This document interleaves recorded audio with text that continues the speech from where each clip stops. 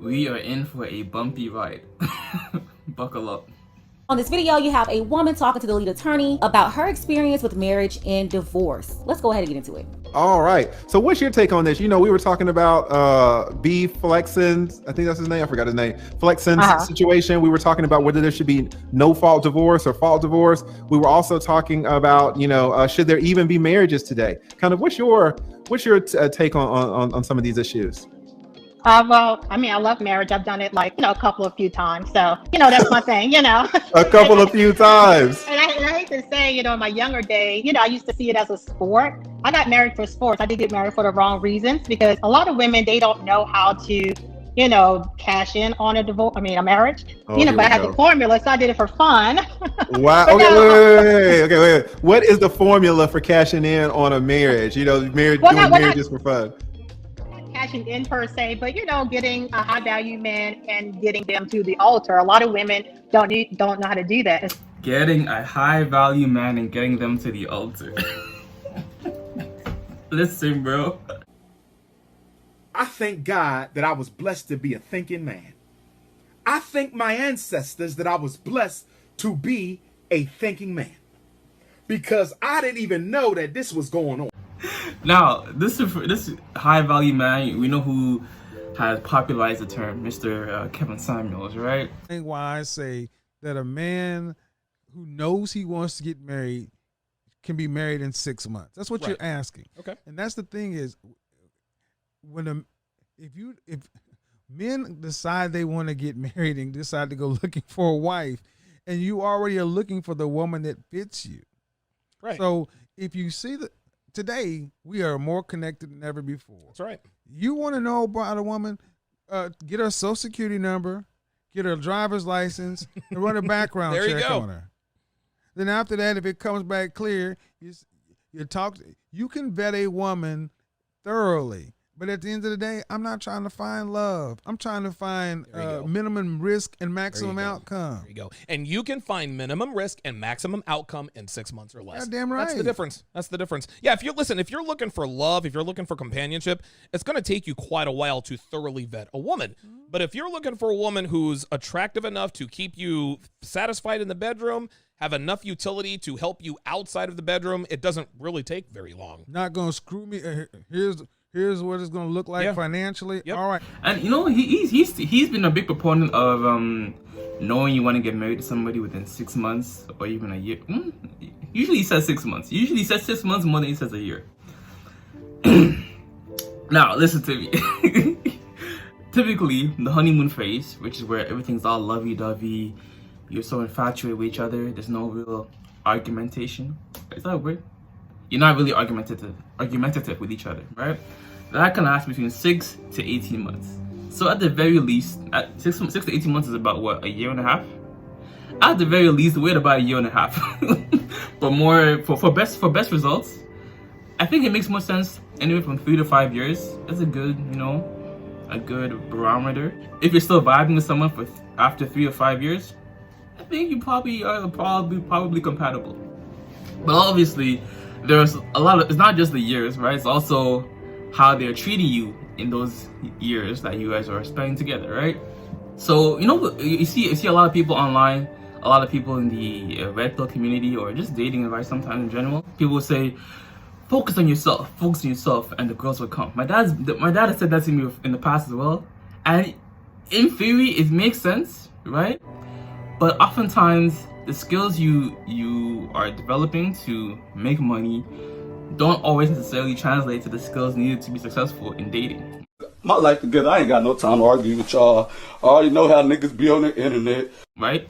This is why you might see guys who are obese, right? But make a lot of money. Okay? Or guys who are fit, but don't make a lot of money. So they're not, sometimes they can be mutually exclusive. They don't always overlap with each other. So if you're just ignoring women all the time, you see them on the train station, at the mall, grocery store. You basically, those ones where they say, don't think about a pink elephant? The more someone says it, the more you begin to think about it. So you're going to go to all these different places, ignore women, be on your purpose, and then your dating skills will get rusty. And then by the time you are a high value man, quote unquote, right? Now you're a target. I thank God that I was blessed to be a thinking man. I thank my ancestors that I was blessed to be a thinking man. Because I didn't even know that this was going on. You've never had experience talking to beautiful girls or girls in general, and you've never seen signs, right? Especially, for example, when they are flaking on you back to back, dead it. when they any type of resistance, when it comes to panic, listen, bro. Listen. I be in these JD streets. Any type of little resistance, I'm quick to cut off, bro. We'll get to my DMs in a bit, or just in general how I talk to girls. But let's continue, because basically from this part here, give it 3 to 5 years. Basically 3 to 5 years. And if you think about moving in with a girl, at least wait until the honeymoon phase is over. That's about 1.5 years. After 1.5 years, then consider moving in with her. We'll talk about the hidden cost of moving in with a girl or boy in a bit. Did you catch all that? She said marriage was a sport. She would get into marriages with men as a sport. It was a game she was playing. And this woman was saying that a lot of women don't know the game of how to fool a high value man and cash in on the divorce. I've said this so many times. You have a lot of the women trying to level up. You have them gravitating towards the spaces where the high value men are because they're looking for advice from the men on how to fool them. I told you about the so-called level up queens. She's a perfect example of what I've been talking about the whole time. Especially if you're a professional, because a lot of times as professional women, we lead with our education instead of leading with our heart or with our, I guess, sexuality in a way. So a lot of women, they cannot get married to the man they want. And so, I mean, I kind of figure out the formula for it. I mean, you know, I can teach y'all that want me to, but that'll be another service. But yeah, one thing is with marriages, I mean, when you look to marry someone, you also want to see them as someone you can possibly divorce. And in a positive way. Wow, wait. Say that again.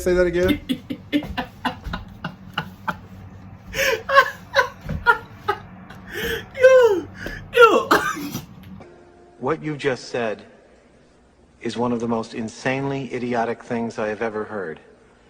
At no point in your rambling, incoherent response were you even close to anything that could be considered a rational thought. Everyone in this room is now dumber for having listened to it.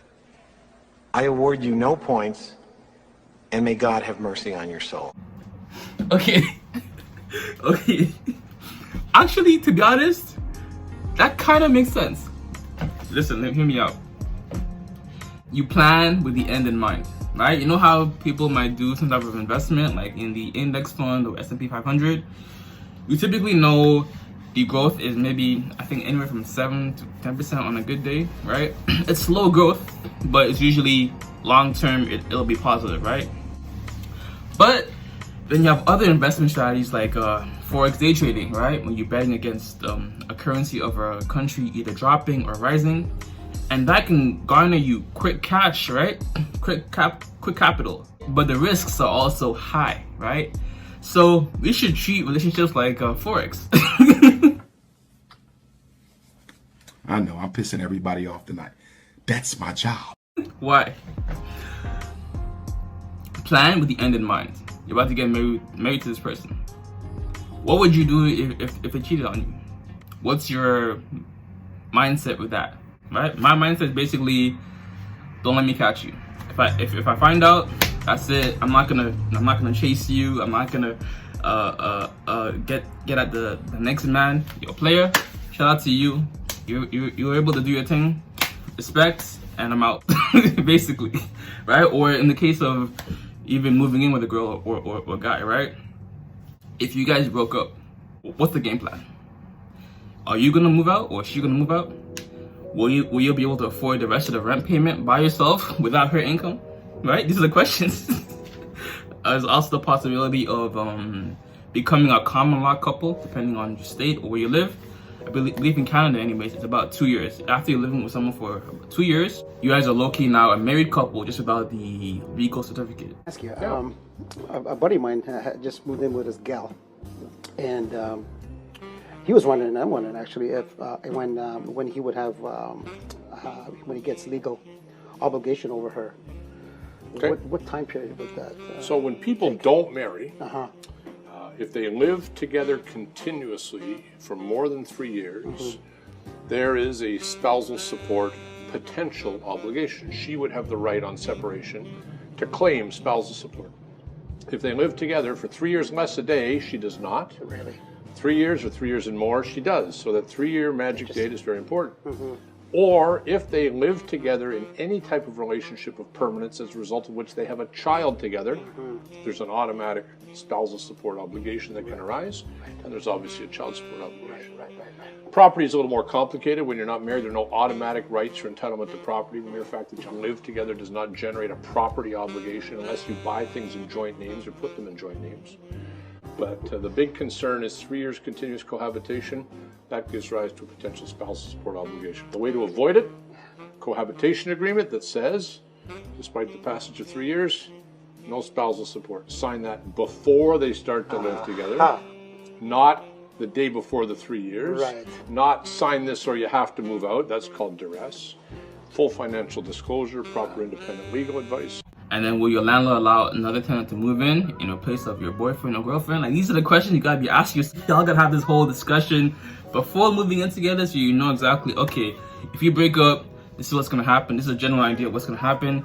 And you don't just like go with the whim. You don't just go with the love. It's all love. And next thing you know, you're living with someone you don't really like that no more. There might be some animosity, some tension. And I've seen some Reddit stories. I even made a video about this, right, a while ago. But there's a Reddit story. I read a Reddit story about a girl who was, she and her boyfriend had broke up, and there was still 8 months left in their lease. Listen, bro. Sorry, man. I'm gonna tickle you again. Wouldn't let that shit happen to me, though. Just know that breaking up with someone is infinitely more difficult when you live together. And this situation is prevalent all throughout Reddit and Quora answer forums. Not to bore y'all with too much text, but essentially, she's been with her boyfriend for 2 years and she wants to break up with him, but they have 9 months left on their lease. That's tough. That's tough. That's tough. Why would you do this to yourself? I don't understand why you even did this to yourself. Always, always, always, always. You gotta plan for the worst, but expect the best. The perfect mix of optimism and pessimism. There is still 8 months left in their lease and they broke up. You know what I'm saying? And then obviously with marriage, talk about the prenup, talk about, okay, if you break up, what's gonna happen with that? I think post-nup is more if like the financial situation of the guy or girl changes substantially, then you just adjust it to be more fair. You know what I'm saying? But it's just important to not go into relationships with rose-colored glasses. Oh, this is my twin flame. She won't ever do me wrong. She won't ever cheat on me. He won't ever cheat on me. And blah blah blah blah blah. I am a clown. I am a clown. You know, a healthy bit of pessimism goes a long way. You know, expect the best, but plan for the worst. That is a quote that I really hold true, and it really grounds me in some realism, but also doesn't make me too pessimistic about opportunities out there in the world. You know what I'm saying? But I digress. When you get married to someone, you want to see them as someone you're able to divorce. As in, you don't want to get married to an and he's going, you know, they're just going to divorce. I mean, excuse me, like rape you. I meant to say through divorce. You want to get someone that you know kind of where their heart is, where their mind is. So if things should go left, you don't have to worry about turning into a vicious kind of person, even though things do happen. But yes, all of the husbands I married, I kind of figured it would be easy to divorce because I knew they were decent men to, begin with.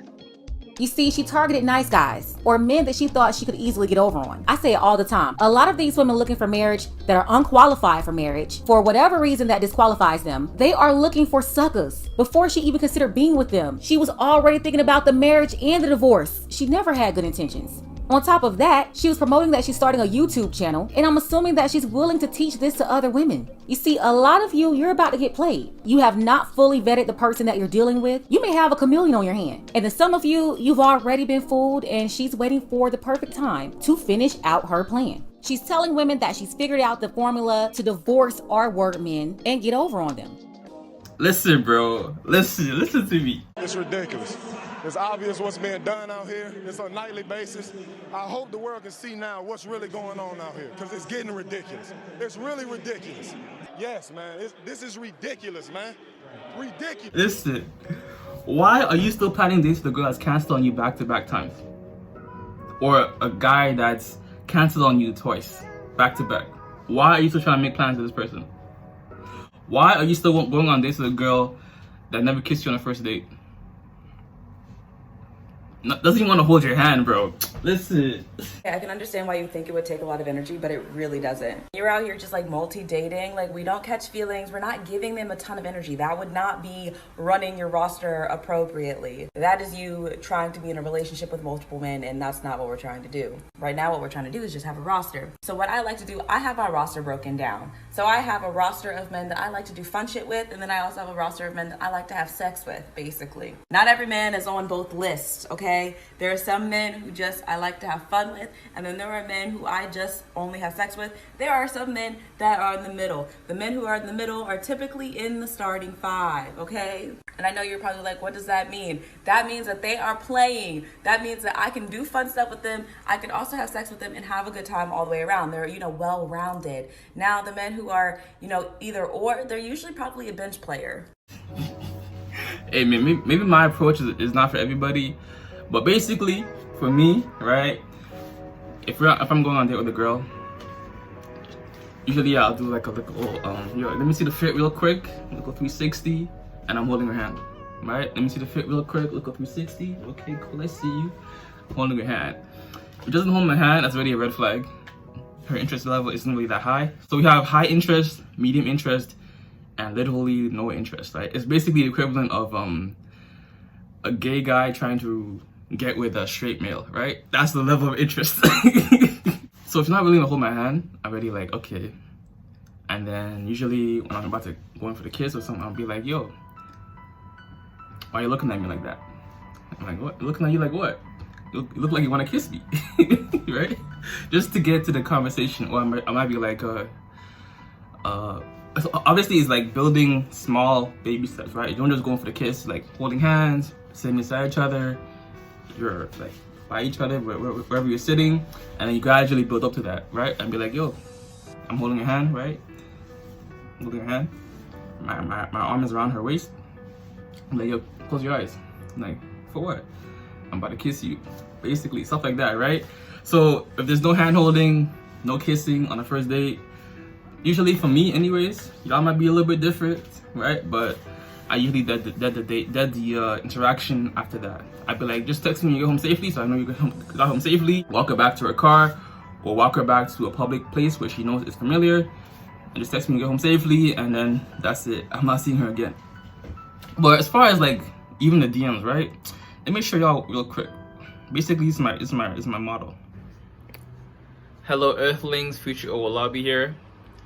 I would like to make one specific note that before DMing a shorty or DMing a girl, I do a little foreplay, per se, right? I like about 3 pictures, or send a follow request, and if I get a follow request back, or I get a like, or they like my pictures back, then I DM. I don't DM without any type of mutual interest initially. DMing without that is like shooting. It's not the wave. It is not the wave. So either they like my pictures back, or they follow me, and then at that moment I slide. You get me? Alright, so boom, walk on, bro. Listen, I swear, my daily life is just content. I was minding my business, scrolling through my Instagram, the geotag feature on my Instagram page. I swear, I use Instagram like Tinder, no cap. Deadass, it's my preferred dating app. Simply type downtown Ottawa, downtown Montreal, downtown Vancouver, downtown New York, or whatever in the search bar of the Instagram app. And that's how I find bare girls to holler at and date. In addition to cold approaching girls in person in my day-to-day life, at the grocery store, the mall, street, etc. I might message a girl, right, on Instagram or something. I might say, yo, you got a nice smile. Colgate definitely got sponsor you. Or I might say, I might comment on a book. Or I might say like, oh, your brow game is A1 when you drop in the tutorial. Or I might say, your fashion style is A1, right? When you drop in the lookbook. Something like that. Or I might say something about the background, or where's your next like vacation spot, something like that. And then she'd be like, thank you, or whatever, right? And then I'd be like, yo, LOL, my pleasure. But yeah, I think you're attractive. Figured you and I will link up and go on a little date sometime. Simple, bro. Like all this extra, how was your day, where you from, you can talk about that on a date. Her message is like, not gonna lie, I appreciate you being direct. Where you want to take me? Listen, bro. Simple. 2 messages? Come on. I'll be like, you're most welcome. Alright, cool. Well, text me now so I have your number. And I'll let you know what I have in mind for plans to link up later on. Straight up. Right? So, compare that DM to this DM. This is when I said, your brow game is A1. When are you dropping the tutorial? LMAO, funny story, but I hate them. Don't kill me, I'm dead. Why is that? She's like, I don't know, haha. They just are not the one I want. Okay, basically I said the same thing. LOL, say less. But yeah, I think you're attractive. Figured you and I will link up and hang out for a little date. Okay? This is what she says. Thank you. And good luck. I have a pretty charged up schedule. Good luck? You told man's good luck? If someone's asking you, yo, Owolabby, you wanna hang out? Good luck, I have a pretty charged up schedule. What? Or another one, right? I think I asked the girl to hang out, right? And she said, haha, thanks. Dead the convo, bro. Stop trying to keep conversation going with a girl that's clearly not interested. She said, haha, thanks. After you asked her out to go. Listen, fam. Come on.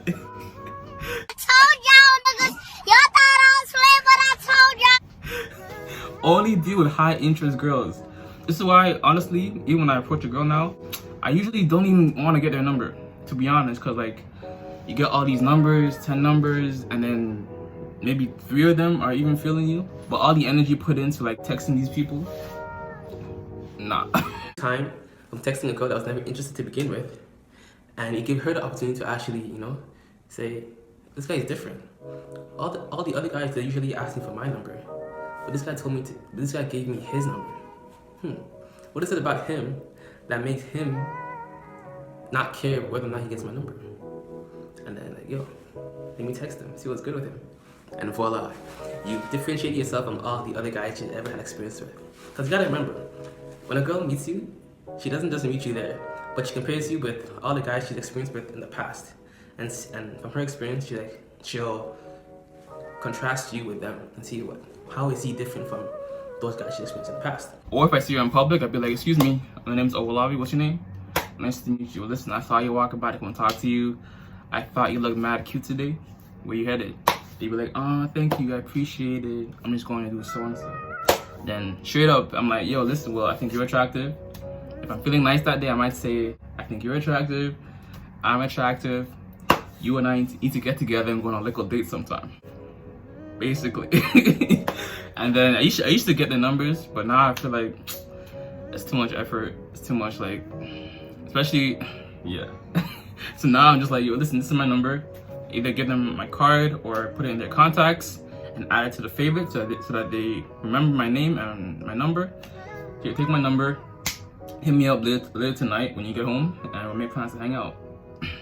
And then I'm like, one other thing I add into it is like, but wait, if you don't want to hang out, you can delete my number, or you can give me back my card, alright? Or if you're getting the number, you could be like, but wait, hold on. If you don't actually want to hang out, you can delete your number now, right? So I've had situations like that, so where she did indeed delete her number. So that always saves you time from having to text this girl in the future, right? For the most part, money isn't the end all be all, but having money does help attract women. Just like you don't need a car or a vehicle to get around town, but having one helps. It's like having money and things. It helps in attracting women. I guess. All right, tell me how. How does it help? How does it help? Because I agree with you, but I want to know. I want to know how does it help. I want to know what you think. I want to know how you think it helps. Because most guys don't know how it helps. And maybe I don't. I mean, I think, in my opinion, I think it helps. It helps you stand out more. Having it, you can do things the average person can't. Nope. You can modify. I mean, you have more access to things than the person who doesn't have money. So having more access just allows you more access. No, let me explain what money is. Money is like salt. You know when you eat food and you say, "Damn, this shit is bland. I need what? Some salt." Salt, yeah. You understand? So what happens is that the same way salt makes the food tolerable to eat, money makes you tolerable to be with. Money helps. That's it. So what it is that basically, once I get the number or once they text me, they be like, "Hey, it's so and so," and I'm like, "Hey, what's up? So what days are you free that work best to hang out for a little date?"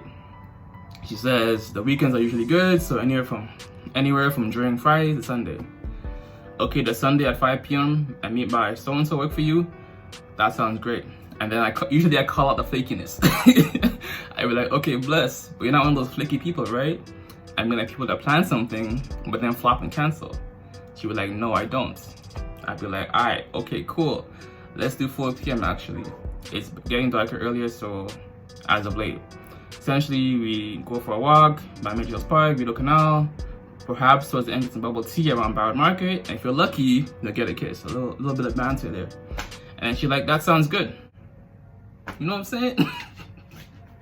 And then I'm like, "All right, I'll trust that you're a woman of your word. I'll see you Sunday at 4 p.m. by Tabaret. Come through looking your regular fine stuff." Yeah, like, man's be talking about, "Oh, dating takes a lot of time." You're spending too much time on the girls that are not interested in you. If you're doing it, stop it. Get some help. And then come the day of the date, right? I'd be like, "Hey, look forward to see you. Just confirming we're good to hang out today. Let me know by 1 p.m. right? If I'm texting her at 10 o'clock and the date's maybe at 4, let me know by 1 o'clock or 2 p.m. right? I've had situations in the past where I've said, "Hey, I'm looking forward to seeing you. Just confirming that we're good to hang out today." And I got no reply up until the past the date time too, right? So the whole time when I was confirming to hang out, there was no reply. I didn't get a text back. The whole thing was a setup. This whole thing was a setup. This whole thing was a setup. This whole thing was a setup. So I'm like, okay, what can I do to ensure that I don't get my time wasted and that I can better manage the situation? Now I added the extra part, right? "Hey, I'm looking forward to seeing you. Just confirming we're good to hang out today. Let me know by 2 p.m. or 4 p.m. That added accountability on my part to have some parameters, ensures that I don't get my time wasted. So what are you doing in your life, man or woman, to get your time wasted? Or to get finessed by people like her? And then by the end of the date, I wasn't sure that I get a "I'm home safe" text or "I'm back home" text, right? Just ensure that everything was good. Like, a lot of these men are talking about, "Oh, false grape allegations" or something like that. It's like, more than likely you were trying to force it with a girl that wasn't really feeling you in the first place, and you weren't really direct, right? Like, even on the second time we hang out, if I invite them over to the crib, I'm like, "Yo, come over when you're free. Come over, we'll watch some Netflix, eat some food, and smash." There's no real blurry lines or gray area between that, right? And when you're getting texts like this at the end of your dates, there's no issue, okay? When you're getting these types of texts at the end of your dates, there's no issue. You know what I'm saying? Wow. So then you saw them and then you sized them up as to how difficult or easy they would be to get divorced. And that was that was one of the criterions that you used for this marriage. It was kind of a sport that you're saying? I mean, well, at the beginning, because like I said, to be honest, as Black women, it is hard to get, married, period, but to a good man. You know why it's hard? Because black women, they're always playing games. Men don't want to marry women in 2021 because of the games they saw women her age taking men through in the 90s and the early 2000s. It's these old 304s that learned how to take advantage of the system, and that had a great impact on how the younger generations see marriage. It's these older women that created this culture. I'm talking about some of the baby boomers and Generation X. They have successfully programmed the millennials and the zennials to find the best sucker they could get. I will say though, for the most part, if you're not planning to have kids, it makes no real sense getting married, you know what I'm saying? But I can still see like the tax benefits of it, right? But even if you're living with a girl, there's gonna be some type of like common law eventually, maybe depending on the state you're in. But all I know is in Canada, after 2 years of living with somebody, with a opposite partner, right? Y'all are a common law couple. And if y'all break up, they can get some type of like property or stuff from you as well. And their game is to get as much as possible while putting out and giving as little as possible. That is the game that they have been playing. I mean, I'm not bragging because there's nothing to brag about, but I've done it more than twice, but less than 10 times. I just put it like. Oh, and I've had no issues with black women for the most part, you know what I'm saying? Like, I'm not even at the point where I even allow disrespect in my life. Whether it's whites, black, Asian, it don't matter. Most of the girls I be dating are black women. So like, man's online talking about, black women have attitudes and blah, blah, blah. I don't really experience that. Maybe because I'm in Canada, I don't know, but I'm good. Like, did you not notice the attitude before? Like, at what point was their attitude? Was it always was it all of a sudden they were good and then they got attitude? Or did they have attitude from the jump? And then you continue to interact with them with that attitude? My life together, I ain't got no time to argue with y'all. I already know how niggas be on the internet. Yeah. So, So okay, and there's nothing to be proud of. Why do you say that it's hard to get married to a good black man? Just because of just people in general aren't what we're supposed to be. We don't have substance. We're just not built forward tough like we used to. We just don't have any foundation like we used to back in the day. So that's with men and women. So especially with men, y'all just have options, and especially black men, y'all just want to explore all the options. Y'all really, in my opinion, don't feel like y'all looking for the right thing when it comes to marriage. Y'all just wait. You're saying that black men don't look for the right thing in terms of marriage, but 3 minutes ago you said that you got married for sport? Right, yes. I'm not saying, what? I'm wrong too. Which point? Well, I guess that was the point.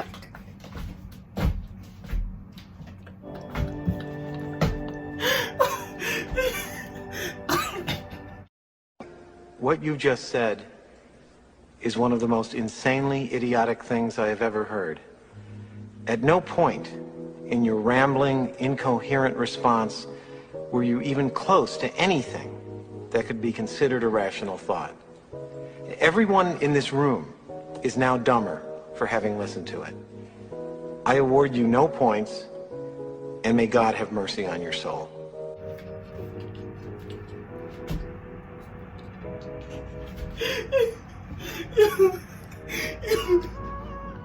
Yo, listen, fam. Listen. Hey, man. It sounds kind of bad, or it sounds like negative, but always plan for the worst. Plan for the worst, expect the best. That's all I gotta say. Plan for the worst, expect the best. So you won't be surprised at the outcome in the end. I suppose, right? It's like they're wrong. We all wrong, yeah. So I keep it real. So the foundation isn't there. Just men just love to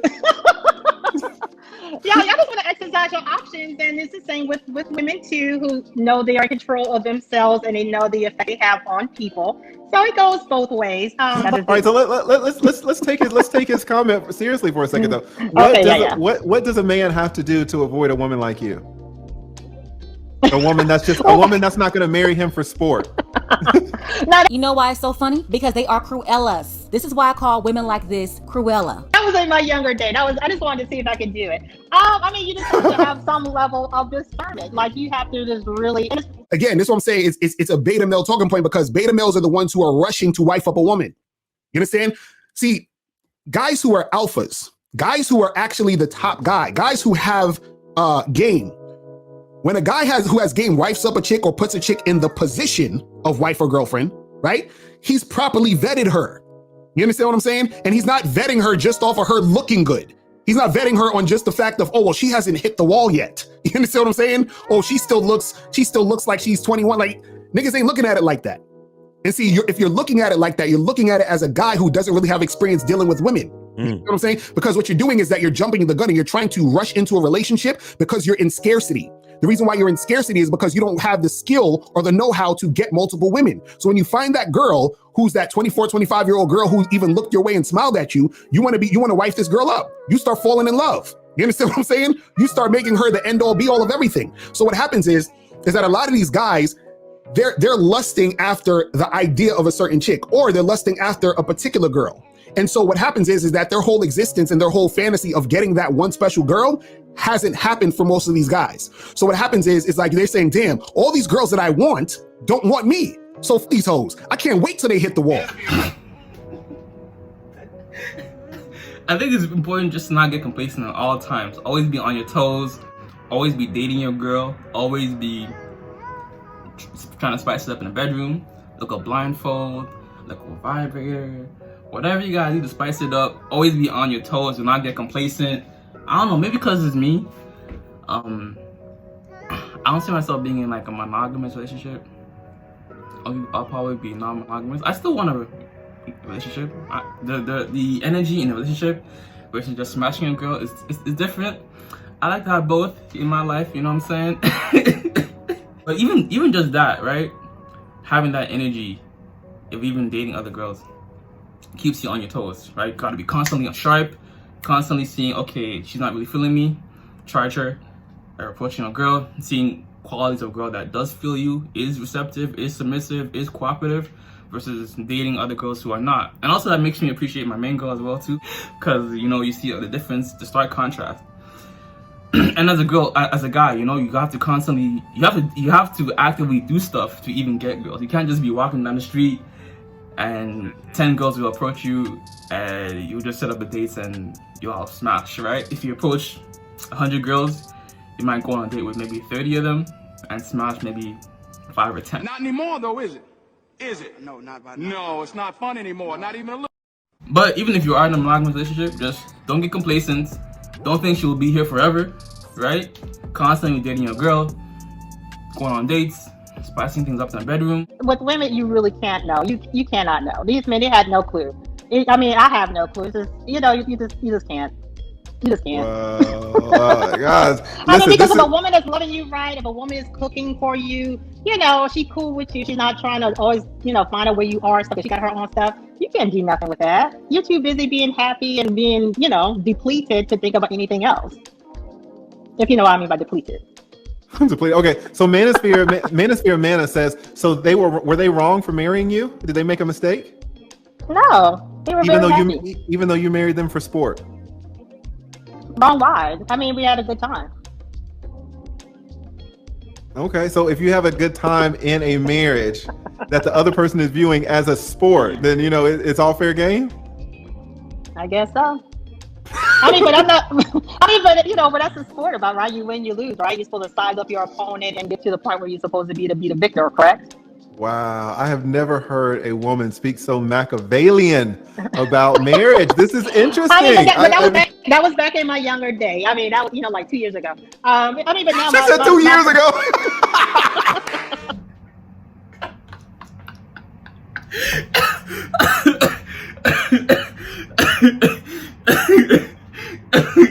I told you. What did I tell you? Didn't I tell you? 'Cause I told you. And when did I tell you? A long time ago. And what did I say will happen when I told you? Exactly what just happened. Yo, listen, fam. Listen.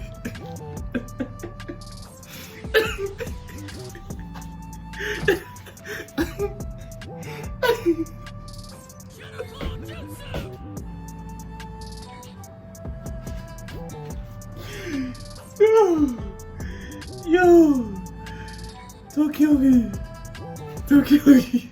There's an old saying in Tennessee, I know it's in Texas, probably in Tennessee, that says, fool me once, shame on you. You fool me, we can't get fooled again.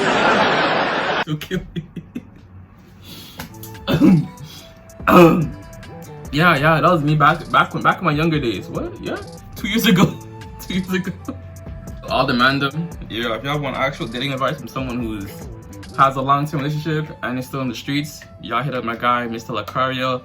Top-notch dating game. Accountability is really the name of the game. Like, what signs did you miss? Like, did she flake on you? Did she not want to kiss you? Right? Like, what in terms of, like, because sexual attraction is the highest form of attraction. Yeah, sexual attraction, relationship attraction, and a couple other things. Physical attraction. But she doesn't even want to kiss you, bro. Why are you still going on this with this girl? Why are you still going on this with this girl if she doesn't want to kiss you? There's high interest, medium interest, lower interest. Basically, if you all follow that the basic framework of the DM thread, you'll get an idea of the girls who are feeling you versus the girls who are not feeling you, and you won't waste your time talking to this girl for like a week, and then next thing you know, she cancels plans and wasted all this time when you could have been on your purpose, making money. You know what I'm saying? But yo, hit up Locario for the men's channel, or you also have the women's channel. You can definitely tap into that as well if you're a girl watching this. My 30% of my audience, which is women. Shout out to y'all. I love y'all. Women are so beautiful. Listen, bro. But as always, if it doesn't feed you, don't water it. And too much of any good thing is good for nothing. How you look doing today? Stay with me. I am doing more, saying less, and keeping that same energy. No cap. Flip the script. I'm out. Deuces. I can't have back all the time that I've wasted. I wasted some time, but time it takes patience. Take time to different locations. Belfast kid, we don't talk to no stations. Sweet one till I move in rotation. Move with my team, can't move to complacent. Broke when I lived in the ends, become places. Toast to the ones that all said we won't make it. Life for the party when we step in, standard. 3 girls on me at the moment, hat trick. All my brothers living like kings, like fantastic. Can't be the only one winning.